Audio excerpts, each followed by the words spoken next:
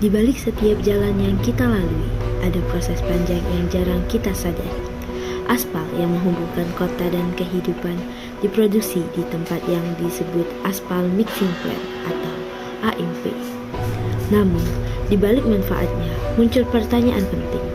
Bagaimana dampaknya terhadap lingkungan dan masyarakat sekitarnya? Maka dari itu, kami akan mengajak Anda sekalian melihat lebih dekat, mengamati, mendengarkan, dan menganalisis dampak lingkungan dari aktivitas AMP melalui pendekatan analisis dampak lingkungan atau AMDAL. AMDAL atau analisis mengenai dampak lingkungan merupakan suatu kajian yang digunakan untuk mengidentifikasi, memprediksi, serta mengevaluasi dampak yang ditimbulkan oleh suatu kegiatan terhadap lingkungan. AMDAL bukan sekedar dokumen, tetapi menjadi dasar penting dalam pengambilan keputusan. Apakah suatu kegiatan layak dilaksanakan, serta bagaimana dampaknya dapat diminimalkan. Melalui AMDAL, kita tidak hanya berbicara tentang pembangunan, tetapi juga tentang keseimbangan antara kebutuhan manusia dan kelestarian lingkungan. Setelah memahami apa itu AMDAL, kini saatnya kita melihat langsung perannya di lapangan. Pengamatan ini kami lakukan di sebuah aspal mixing plant dari PT HK Aston yang terletak di Desa Lubuk Sakti, Kecamatan Indralaya, Kabupaten Ogan Ilir, Sumatera Selatan. Sebuah fasilitas yang memiliki peran penting dalam pembangunan infrastruktur jalan. HMP atau Aspal Mixing Plant adalah fasilitas yang digunakan untuk memproduksi aspal yang terdiri atas agregat, filler, dan aspal sebagai pengikat. Dalam prosesnya, material dipanaskan dengan suhu tinggi, kemudian dicampurkan hingga menghasilkan campuran yang siap digunakan untuk konstruksi jalan. Aktivitas ini melibatkan berbagai peralatan berat dan proses termal yang berpotensi menimbulkan dampak terhadap lingkungan sekitar.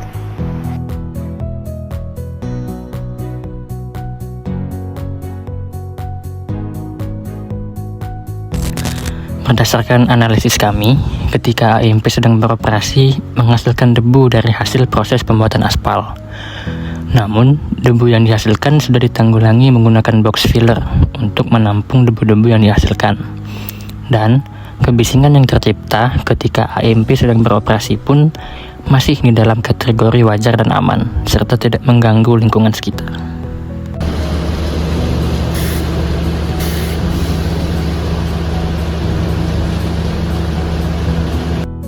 Untuk mendapatkan gambaran yang lebih nyata, kami tidak hanya mengandalkan hasil pengamatan, tetapi juga melakukan wawancara dengan beberapa pihak terkait yang terlibat langsung maupun terdampak oleh aktivitas ini. Misi Pak. Oh, apa dek? Misi Pak. Sebelumnya izin perkenalkan dulu Pak, saya Azhara Fatibah Putri. Oh iya. Dari mahasiswa magang dari Politeknik Negeri Sriwijaya. Kami magang di AMP sini Pak, yang depan sini. Yang di situ, yang dekat apa tuh? Yang lapangan itu ya? Iya. Yang luas itu. Oh iya, tahu. Ngapa dek? Sebelumnya saya bicara dengan Bapak siapa? Pak Jakta. Pak Jakta asli sini ya? Iya, balik ke dosen 4 situ ya. Boleh kami izin wawancara sebentar Pak terkait dampak lingkungan dari AMP yang ada di sini. Oh, yang PTHK itu ya? Iya, yang PTHK itu, Pak. Iya, tahu. Sebenarnya Bapak tinggal sini nggak, Pak? Nah, ini pindah dari Palembang. Pindah sini, emang di sini. Berangkat ya, Pak? Tidak, kakak iya, masih juga. Tapi sini pakai dulu. Berarti dari AMP ini ada, Bapak datang sini? Iya, 2016-an. Salah IP ini tahun 2016. Berarti Bapak juga kerasa ya, sebelum ada AMP dan sekarang ada AMP? Iya, saya perubahan ya. Ini Pak, kami mau tanya tentang dampak lingkungan yang ada di sini.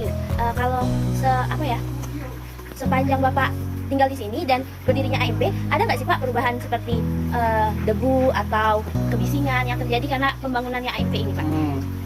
Kalau dampak yang itu tuh jelas ada ya, tapi lebih ke manfaat juga dibangunnya PT yang di HK itu ya, HK ya namanya Pak. Dulu tuh kan jalan sini kan jalan tanah debu galau kan, kalau mobil lewat, mobil sayur, mobil tebu dulu kan lewat sini juga, mobil tebu tuh.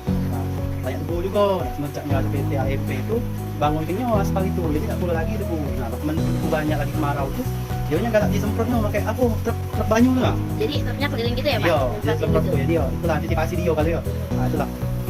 Oh berarti dia juga ini ya Pak, membantu lalu lintas di sini ya Pak. Jadi ada jalan gitu. Yo, ada inilah tembus lah ke Pemda. Kan dulu kan ke kanan ke dusun sini dulu jalan tuh. Langsung ke lintas ya Pak ya. Baik Pak. Tapi untuk debu dari mesin AMP-nya itu apakah berpengaruh Pak pada aktivitas sehari-hari di sini Pak? Ya juga lah, karena jauh juga kan AMP itu nyingok juga asap itu kadang-kadang entah apa dia ngaku masak apa tak tahu juga. Situ tapi tidak doy, kan jauh banyak tanah lapang juga kan masih di sini. Berarti untuk kebisingan juga nggak terlalu berpengaruh ya Pak? Soalnya jauh dari pemukiman warga. Jauh kan. Jauh dari rumah-rumah itu kan. Pulau lah. Kalau untuk dampak ekonomi Pak, kira-kira ada juga nggak ya Pak dampak ekonomi karena berdirinya AMP ini, atau seperti terbukanya lapangan pekerjaan, atau ada warung-warung warga yang jadi ramai karena adanya AMP ini? Jelas ada ya. Kan cak warung-warung itu yo jelas kantin PT itu. Nah, itu di Lampung sini yang isi-isi kantin situ. Terus juga ada juga tetangga-tetangga tuh yang begawi ke situ, tapi aku kurang tahu apa dia ininya. Apa namanya itu, iya gawenya itu apa, tahu. Oh berarti itu juga membantu dari segi ekonomi ya Pak? Sedikit membantu lah di warga sekitar sini. Jelas kan namanya tanah di daerah ya, itu kan dia tidak sedikit banyaknya ada timbal balik lah.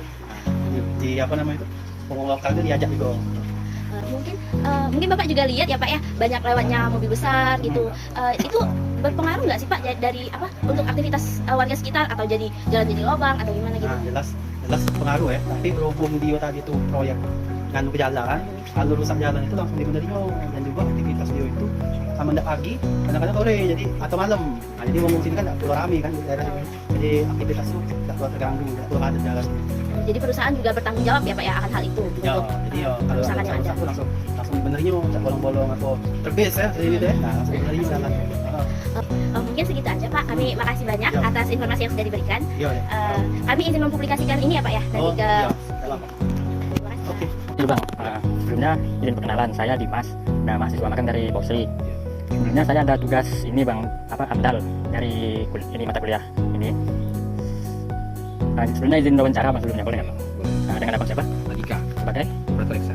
Oke, langsung saja ya Bang pertanyaannya. Untuk pertanyaannya itu, di sini kan ada banyak alat berat Bang. Ya.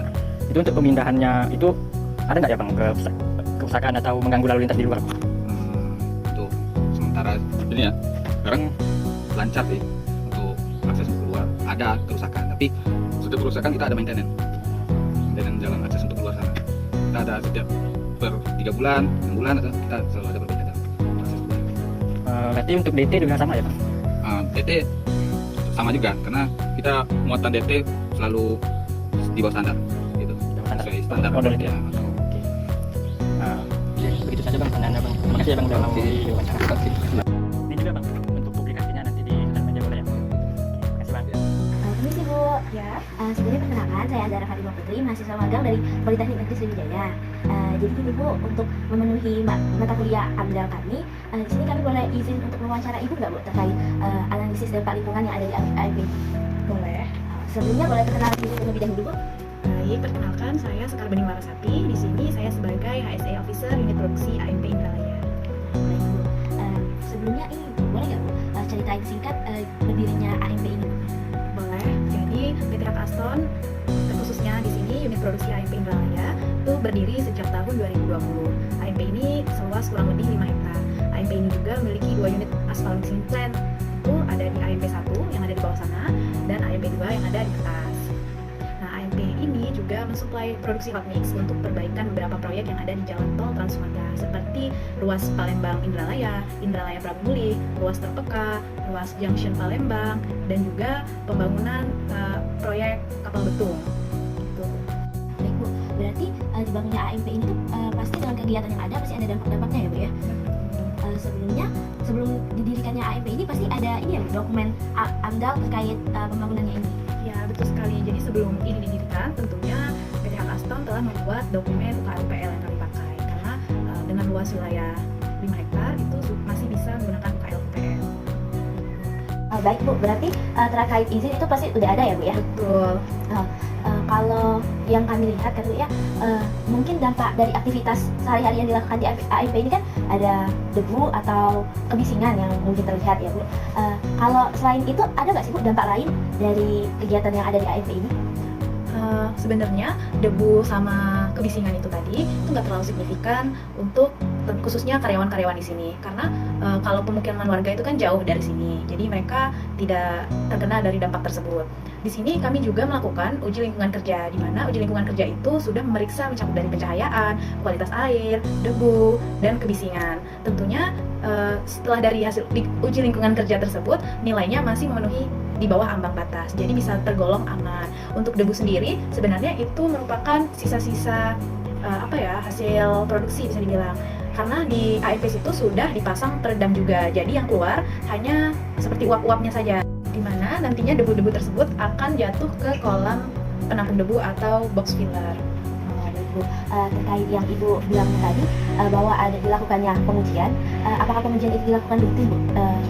Mungkin berapa kali pada jangka waktu 1 tahun? Tentu saja AMP Indralaya ini melakukan uji lingkungan kerja setiap 6 bulan sekali, jadi per semester jatuhnya. Untuk kebisingannya tadi sendiri, itu kan ada operator tersendiri tuh di ruang genset yang ada di bawah. Tentunya di situ mereka diwajibkan menggunakan earmuff, meskipun suara kebisingan tersebut tidak melebihi ambang batas, namun mereka tetap difasilitasi dengan earmuff. Kalau terkait limbah B3 itu di AMP sini juga ada nggak ya, Bu? Dan bagaimana ya, Bu, cara penanggulangan dari pihak AMP sini? Tentu saja untuk limbah B3 sendiri ada yang dihasilkan dari AMP sini. Kami sudah menyiapkan rumah TPS limbah B3, di mana nantinya di TPS tersebut itu berisi limbah-limbah B3 yang nantinya akan diangkut oleh pihak yang berwenang memiliki sertifikat.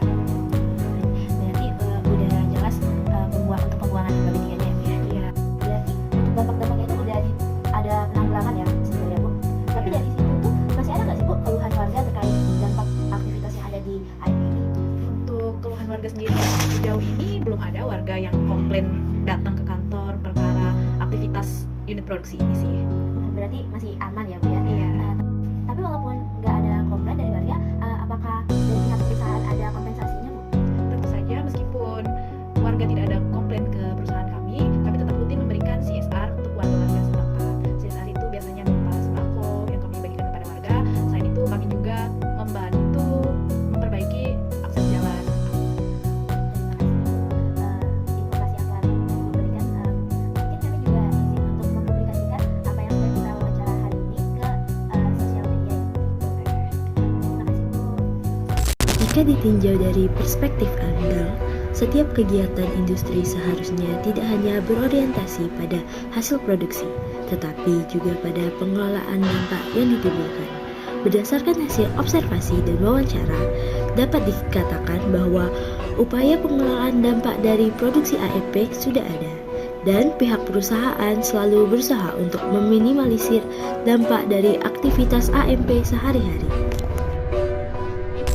Pembangunan adalah kebutuhan, namun keberlanjutan adalah sebuah keharusan. Melalui analisis ini, kita belajar bahwa setiap aktivitas memiliki konsekuensi dan setiap dampak memerlukan tanggung jawab.